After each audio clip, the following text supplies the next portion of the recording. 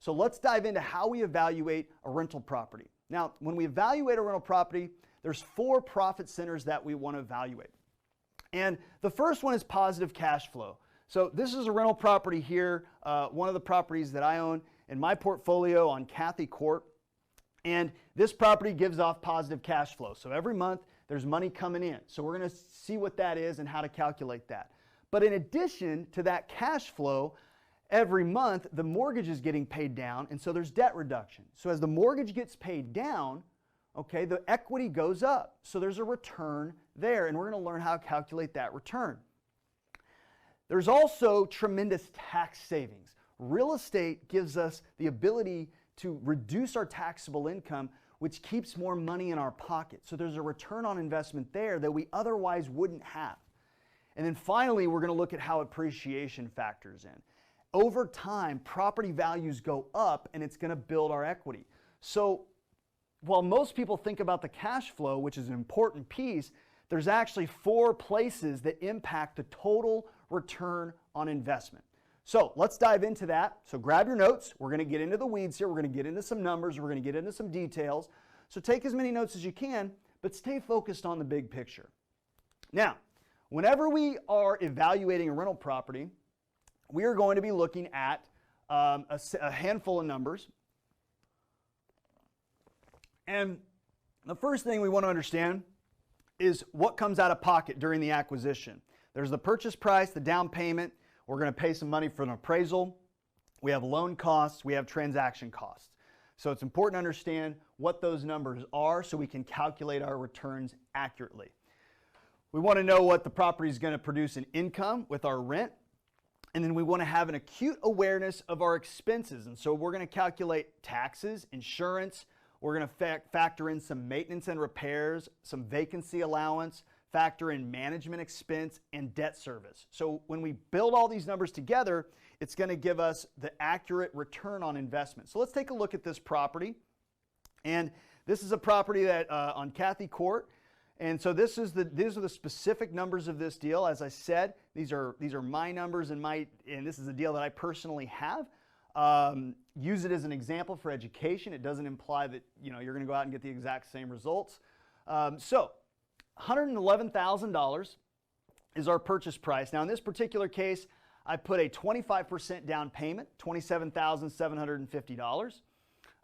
We have our loan and appraisal costs and our transaction costs, $2,161, for a total money out of $29,911, nearly 30 grand, okay, took to acquire this property.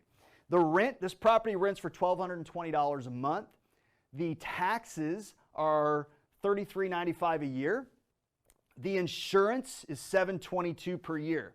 Now, maintenance and vacancy. So when we're evaluating a property that we don't own yet, how do we factor maintenance and vacancy in? Well, it has a lot to do with the age of the property, and it has a lot to do, frankly, with how you manage the property. If you're managing the property poorly, then your maintenance costs are going to be high, your vacancy costs are going to be high.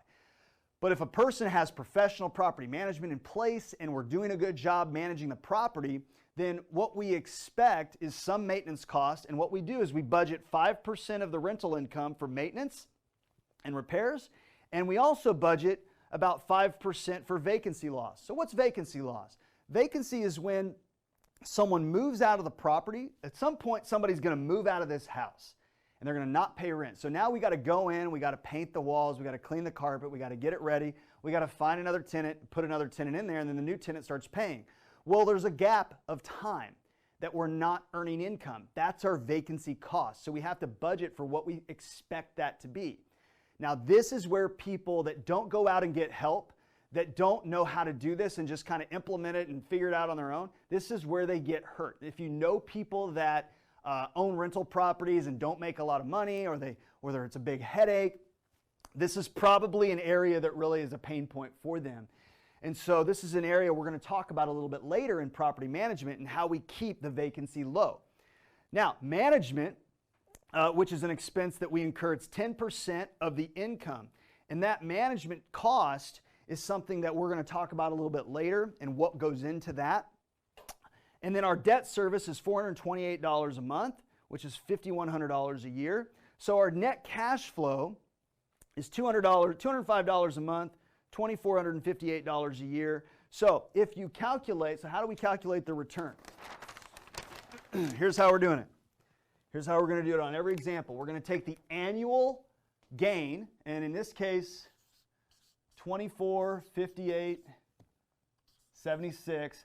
We're going to divide that by the money out of pocket, which is 29,911. If you do that math, you're going to get 8.2%. So that's how we're going to calculate the return on every profit center.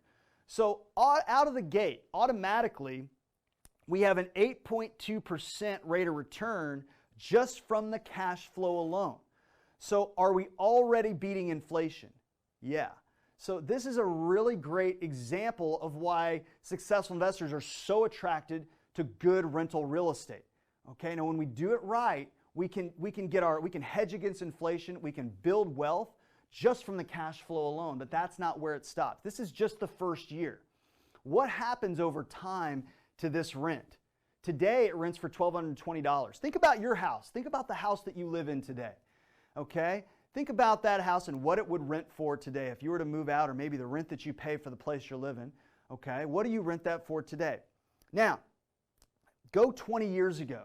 Go back 20 years to the year, go back 20 years or 15 years and ask yourself, what would that same house have rented for 15, 20 years ago? Is it the same or is it less?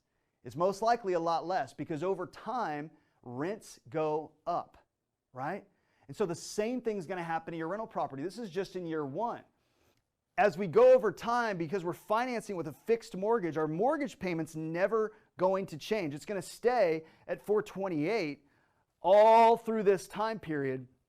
But over time, our rents are going to go up. So this cash flow gap is going to continually increase. So it may be 8.2% now, but it's going to continue to go up every single year. And there's that compounding effect that's going to continue to snowball and continue to grow. So we're going to have an ROI summary here, and we're going to hit each profit center. And what we're going to do as we go through each profit center is we're just going to stack the returns on top of one another. And so the cash flow return in year one is 8.2%. Now the second profit center is debt reduction, because we're going to be paying the property's mortgage down every single month. The principal of that mortgage is going to go down, and so our equity is going to go up, right? So the loan on this property was $83,250. After year one, we've paid the principal down $1,314. Year two, same payments, but more principal gets paid down, and so does year three and year four. But in year one, we're getting $1,314 back in equity. Divide that by our 29,991, 4.3%. 4.3% is what we're going to add for debt reduction. So our total return with the two profit centers combined, we just add them up. We're up to 3772 in year one, 12.5%. So now you're already up to 12.5%. Remember earlier, whenever I said successful investors go out and they take classes, they get coaches, they get help, and they learn how to find, acquire, and manage and perform with assets like this that produce bigger returns than the average person is going to be able to go out and get on their own. And we saw the value of that education, that knowledge, the ability and the system to get a property like this and get a return. What if we had a system that could give us a bunch of these houses? What if you had a system that could give you assets that could cash flow into your portfolio every single year? What could that mean over the course of the next 10 years for yourself, for your family? So that's just the first two profit centers. So let's take a look at our tax savings. As real estate investors, we get to save money, and a lot of money in taxes. We get to deduct mortgage interest, depreciation, insurance, property taxes, repairs, local travel, long distance travel if the property is out of state, home office, employees. There's all different ways that we can deduct, benefit from tax savings whenever you own real estate.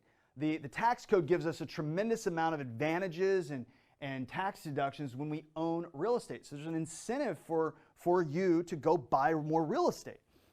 So we're going to take a look at the top four: mortgage, interest, depreciation, insurance, and property taxes. So here's how depreciation works. I didn't understand this whenever I was getting started. So I'll share this with you. Maybe that's the first time you're hearing about it, but let me try to make it as simple as I can. The property, Cathy Court, is located in a county, and the county has an assessor's office, and the county assessor's office determines like an assessed value of the property.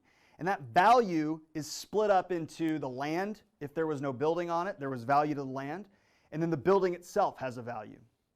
And so whatever that tax card says in the county is going to impact your depreciation. So the land of Cathy Court, the county says, is worth $25,000. The building is worth $99,000. Okay?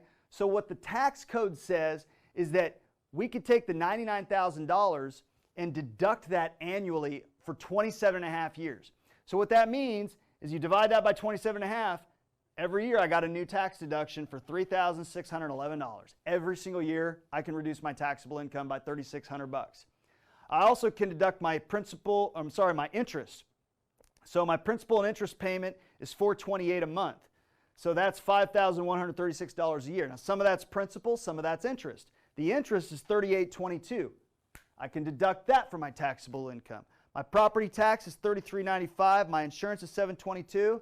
I can deduct that from my taxable income for a total tax deduction of $11,550 in year one for my taxes. So what does that mean? If I have a 35%, if I'm at a 35% tax rate, that means that I pay $4,042 less in taxes than I would if I didn't own this property. So let's take a look at that. $4,042 divided by the the out-of-pocket expense, that's a 13.4% ROI just on the tax savings alone. So you add that up, we're at 25.9% rate of return. Now, we're about to get into the fourth one, which is appreciation. Now, appreciation is not guaranteed. Property values go up and down every year. You know, you could have an up year, we could have a down year. But over time, historically speaking, we've seen property values go up. You look at your property, look at your house today. What did it sell for 20 years ago? What would it have sold for 30 years ago? A lot more than what it sells for today, right? And we've had a lot of extreme cycles. We've had big drops, we've had gains. But over time, we know that properties tend to appreciate. They go up in value. And there's different national averages, state averages. There's set between 4, 5, 6% annual appreciation rates. We're going to go with a 3% annual appreciation rate just to be conservative for our estimates here. And so if we started with a value of $111,000 and that appreciates 3% a year, in year one, after the first year, it's going to go up in value to $114,000. That's $3,330 is what we're gaining. And so that is an annual return. Oh, there's a little delay there. There we go. Of another 11.1%. So let's take a look at the total return on investment. When we add all this up, we're gaining between cash flow, equity build, tax savings, we're gaining $11,144. That adds up to a 37% rate of return.